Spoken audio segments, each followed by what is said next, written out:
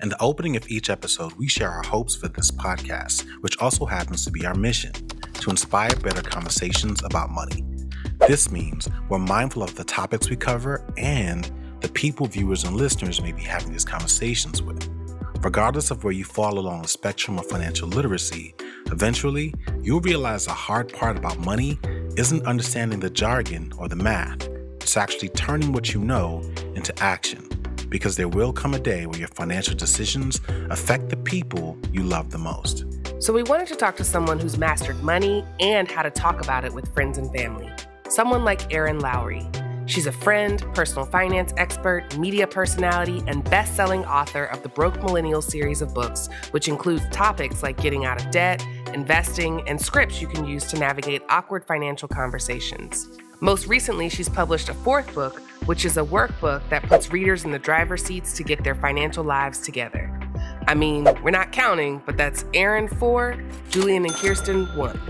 I have this burning question I've been meaning to ask, which is what combination of drugs were you on when you committed to write 3 books? Because we've written 1, and I'm just trying to figure out exactly what that combination is so that I know what to avoid. I would say it's a combination of ego, a very high amount of ego probably, and then a very high amount of competitive drive would be the other part. I don't know if I think I may have told this story once publicly, but I was at a book event. This would have been probably July of 2016, because it was right after my first book came out.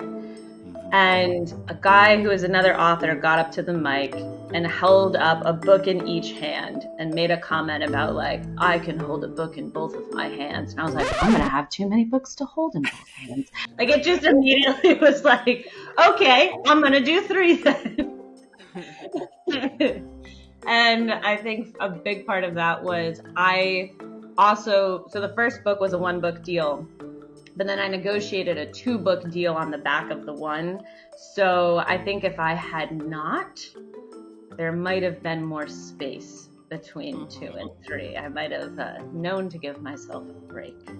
And now the workbook, I thought surely this won't be as hard as a full book. And surely I was wrong. It's just different. It's different hard. Yeah. Yeah, I get that. I love it. So after you wrote, and we have it here, Broke Millennial Talks Money, this is the 3rd of the trilogy. After you wrote this, did people start making specific requests for certain scripts, kind of like a DJ? People can you write me a script on this? I've definitely had people, especially my friends, be I'm in this situation.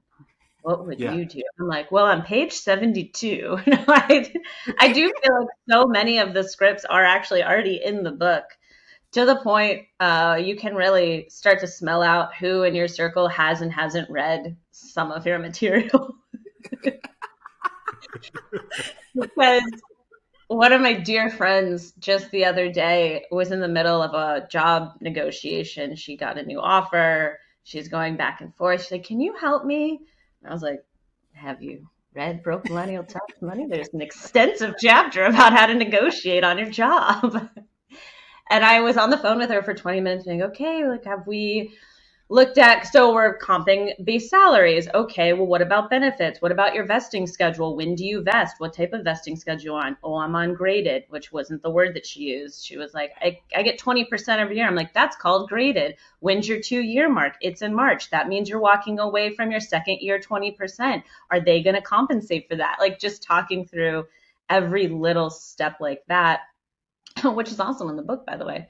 But I do think it's very interesting to me how many of, especially just my actual real life friends, will ask for help in that regard. What am I not thinking about being the question a lot of the time.